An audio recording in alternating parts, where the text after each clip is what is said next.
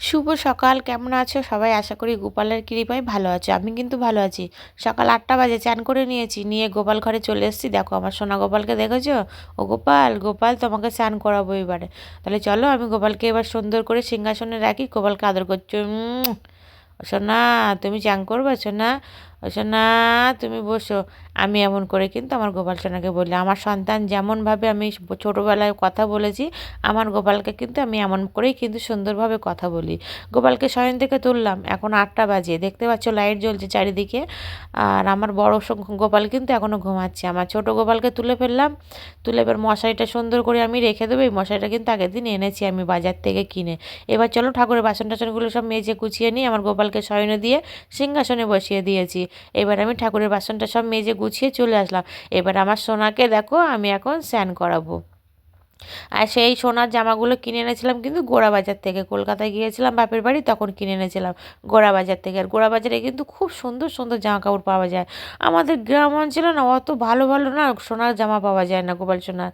তো কলকাতায় যখন যাব চিন্তা করছি গোপাল সোনার জন্য আবার কিছুটা সোয়েটার আনতে হবে, জামা কাপড় কিনে আনতে হবে।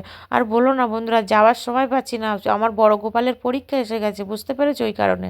তো দেখো আমি সুন্দর করে গঙ্গা জল ঢেলে নিয়েছি, নিয়ে সুন্দর করে স্বস্তিক চিহ্ন এঁকে নিয়েছি। আমি প্রতিদিনই কিন্তু আমি গোপালকে যখন স্নান করাই, ওই বাটিটার মধ্যে কিন্তু আমি চন্দন দিয়ে স্বস্তিক চিহ্ন আঁকিয়ে নিই, ঠাকুর আঁকিয়ে নিয়ে তারপরে কিন্তু আমি গোপাল সোনাকে দেখো সুন্দর করে আমি ঘি মাখিয়ে নিচ্ছি। এখন কিন্তু শীতকাল, গোপাল সোনাকে প্রতিদিনই আর ঘি মধু দিয়ে চান করানো কিন্তু অতি অবশ্যই খুবই দরকার। কেন বলো তো? গোপালের স্কিনটা খুব সুন্দর থাকবে আমার সোনার। আমাদের যেরকম স্কিনে লোশন মাখি, তেল মাখি, তেল সাবান, সেরকম গোপাল সোনাকের জন্য এটা মাখানো অতি অবশ্যই খুবই ভালো।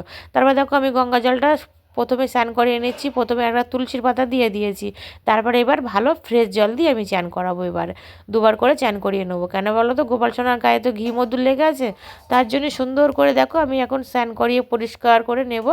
নিয়ে গোপাল সোনাকে সুন্দর করে এবার মুছিয়ে দেবো। হাত দিয়ে আবার একটু ডলে দিলাম গোপাল সোনার গা দিয়ে। কেন বলো তো? যথেষ্ট তেল, মানে তেল বলছি, সরি, ঘি মধু মাখানো হয়েছে তো ওই জন্য। এবার দেখো সুন্দর করে গোপালকে আমি একটা তাওয়াল দিয়ে মুছিয়ে দিচ্ছি। মুছিয়ে এবার দেখো গোপাল সোনাকে এবার সুন্দর করে কপালে টিপ পরিয়ে দেবো। দেওয়ার পরে সুন্দর করে জামা পরিয়ে দেবো, শীতের পোশাকই পরাবো, কারণ এখন শীতকাল যেহেতু। দেখো সুন্দর করে পরিয়ে দেবো। আর স্নান করিয়েছি, দেখো আমার সোনা গোপালকে চকচক করছে বলো। আর এই জামাটা কিন্তু আমি বসিরহাট থেকে কিনে এনেছিলাম। এই জামা পরানো কমপ্লিট হয়ে গেছে। আর চুলটা না ছোট হয়ে গেছে, এরকম ব্যাকা টাইপের হয়ে গেছে। কিন্তু আমি মনে হচ্ছে ঠিক আছে, কিন্তু তারপরে দেখছি ক্যামেরায় ব্যাকা ব্যাকা মতন লাগছে। তা চলো আমার সোনা গোপালকে কেমন লাগছে অবশ্যই কিন্তু কমেন্ট করে জানাবে।